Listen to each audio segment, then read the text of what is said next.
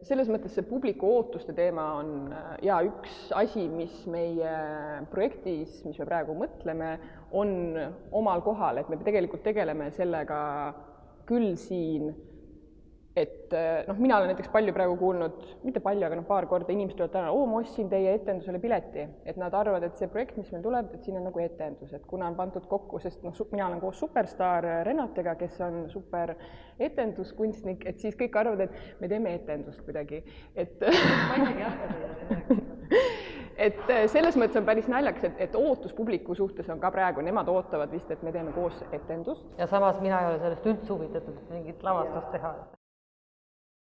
Et ma ei olnud algust selle formaadiga üldse päri, aga siis, kui ma kuulsin, et Flooga kahaste, siis see oli see argument, sest mina ei teadnud jälle vastupidiselt Floole üldse, ma kuidagi ei olnud, ma teadsin Flood ja kõik teadsin, et Maja muuseum kõik, aga mitte kunagi ei olnud veel nagu niimoodi sellist kunstilist kokkupuudet olnud. See oli ühtegi tööd neil.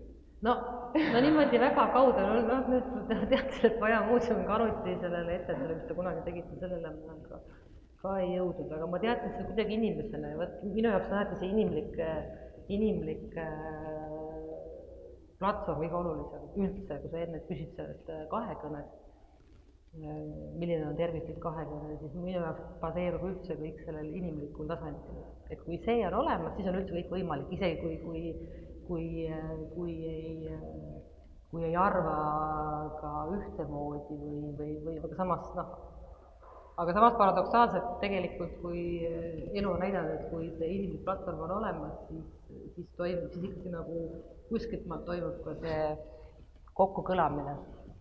Ka, et isegi kui nagu, saad aru küll, et läbi kahekõne, läbi dialoogi toimubki see kokkuarvamine või ma ei oska seletada. Et sul ongi laval on need inimesed, kes teevad, mis ongi ja siis mina...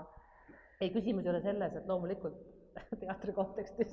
Küsimus ei ole mitte selles mõttes inimesed, kes seda etendavad, vaid 1,5 tundi, kus pole ühtegi inimest on ainult keskkond. Räägime hästi palju üksteisest siis ei saa midagi aru lõpus, mis seal toimub. Sa ise ütlesid vaata. Vaata, nüüd läheb nüüd, aga see ongi see. Jah, ega me ei kuula üksteist, ütlesime tegelikult kogu aeg samal ajal räägime, samal ajal mõlemad ja siis niimoodi lõpuks Evelin peab otsustama. Me kuulame. Mina kogu aeg kuulan, mis ta räägib.